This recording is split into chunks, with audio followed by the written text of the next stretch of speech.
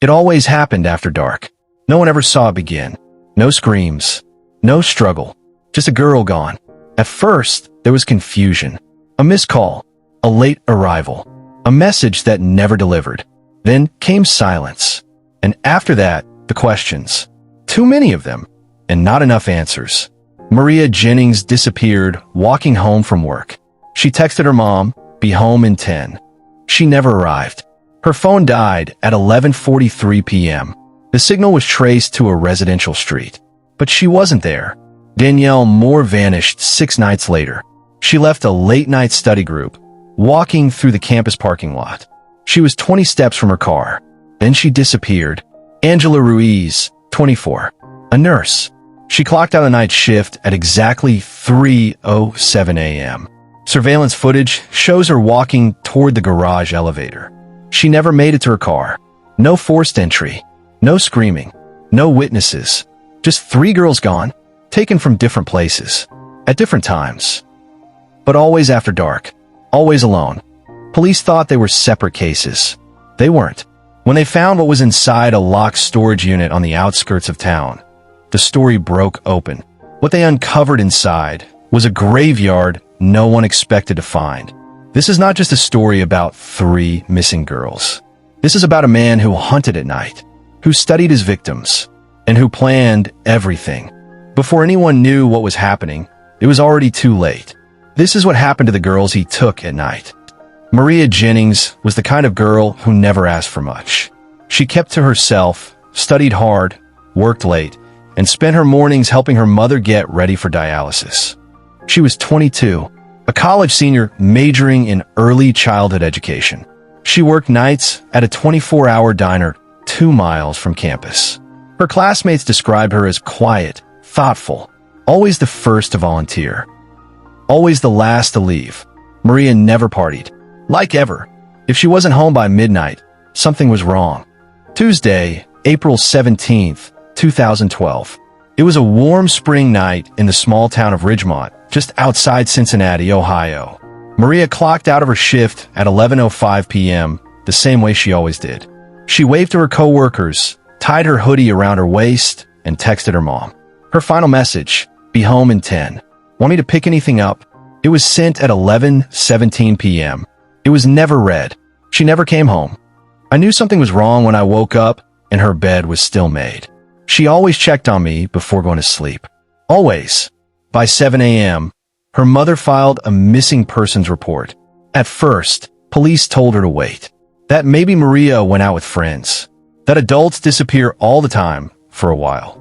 But Maria didn't vanish for fun. She didn't party. She didn't drink. She barely even left the house outside of work and school. And within 24 hours, the evidence proved what her family feared. Maria Jennings never made it home. Her cell signal stopped at 11:43 p.m., less than half a mile from her apartment. Her bag was found in a storm drain 2 days later. Her ID was still inside. She always called me when she walked alone. Always. That night, nothing. There were no security cameras on the final stretch of her walk. No witnesses. No screams. No struggle. It was like she'd stepped off the sidewalk and into thin air. The case drew local headlines. Flyers were posted. Volunteers canvassed the neighborhood. But after 2 weeks, there were no leads. No suspects. No body. Just absence. And then, just as quietly as she had disappeared, another girl went missing. Same area. Same time of night. Same silence. It wouldn't be the last. This section creates deep emotional investment, builds the atmosphere of dread, and sets up the recurring theme. These girls didn't just disappear. They were taken. 2 weeks after Maria Jennings vanished, another girl was gone. Her name was Danielle Moore, 19, a freshman at Westbrook Community College. Smart, shy, and still adjusting to life away from home. On the night of April 30th, Danielle left a study group around 10:45 p.m. She texted her roommate, "Gonna grab snacks, be back in 10. Security footage shows her walking toward the campus gas station. She paid in cash, walked out at 10:56. At 11:01 p.m., she passed through the east parking lot. That's the last known image of her alive. Her phone was later found near a construction site. Screen cracked, battery drained. Her bag was missing. No prints, no witnesses, no sound. That week she kept saying she felt weird, like someone was behind her. She stopped using earbuds at night, told me she was being paranoid. The town of Ridgemont was no longer quiet. Parents stopped letting their daughters walk home alone. Volunteer patrols formed. Porch lights stayed on all night. Facebook pages exploded with fear. Police publicly denied a connection. But behind closed doors, investigators were beginning to ask the same question. Was someone stalking women in this town? And if so, how was he choosing them? And then it happened again. Angela Ruiz was 24, a registered nurse. She worked the graveyard shift at Lakeside Medical Center. On the morning of May 15th, she finished charting a patient's vitals, clocked out at 3:07 a.m., and walked toward the hospital parking garage. She never made it to her car. Angela's phone was found under the driver's side of a different car, screen still unlocked, as if dropped mid-message. Her last text was to her sister, leaving now. So tired. It was never sent. She never made me worry. That night, I knew. Something just felt off. 3 young women. All disappeared between 10 p.m. and 3 a.m. All on foot. All alone. And all without a single reliable witness. The pattern was no longer subtle. It was terrifying. Police increased patrols. A task force was formed. But residents were already preparing for the worst. Neighborhoods held emergency meetings. Sales of pepper spray and doorbell cameras surged. People were afraid to go outside after sunset. And then an anonymous tip came in. A man had been spotted near the woods behind Angela's apartment 2 nights before she disappeared. He wasn't carrying anything, just standing, watching the building. Yeah, hi, there's this guy just standing back there. I thought it was weird. He's not doing anything, just staring up at the windows. Not sure if I should report that. Police responded, but by the time they arrived, he was gone. Final moment of this segment. Cliffhanger to next part. The missing persons unit combed through the data, timelines, locations, phone pings. There were gaps, fragments. But one thing was becoming clear. The girls didn't vanish randomly. They were selected. And what investigators would find next would confirm it. The hunter had a system. 17 days after Angela Ruiz was last seen, a maintenance worker called 911. He was inspecting a section of freight tracks behind an abandoned warehouse just outside of Ridgemont. What he found wasn't debris. Yeah, I think I found something. It looks like a person, wrapped in torn fabric, face partially exposed, hands bound tightly with plastic zip ties. The body had been there for days, preserved only by the shade and cold. Dental records confirmed. It was Angela Ruiz. The autopsy revealed bruising to the neck, fractures consistent with manual strangulation. No sexual assault. No defensive wounds. Same method as Maria Jennings. Same binding material. Same time of night. Danielle Moore was still missing. But detectives were now certain Ridgemont had a serial predator. Law enforcement response. Within hours of the identification, police held a press conference. The tone was no longer cautious. This wasn't about a missing person. This was about a killer.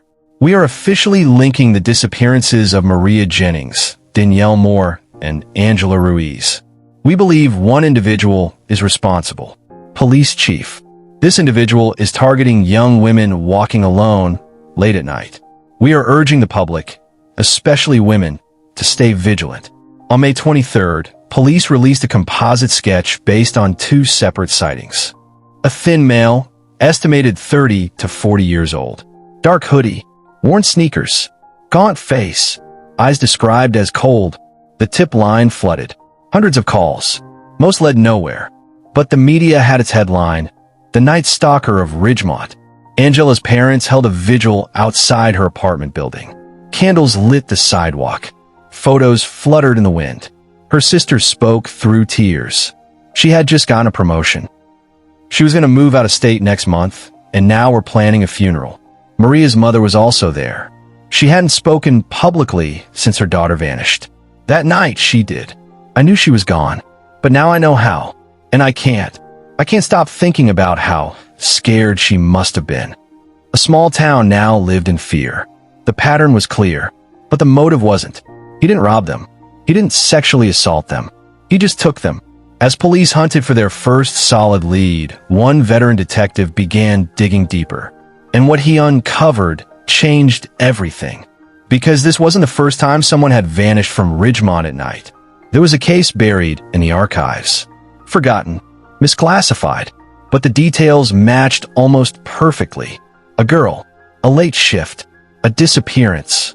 For weeks, the investigation had stalled. Leads dried up. The community's fear deepened. But then, an unexpected breakthrough emerged. Not from forensic evidence, but from a survivor's harrowing account.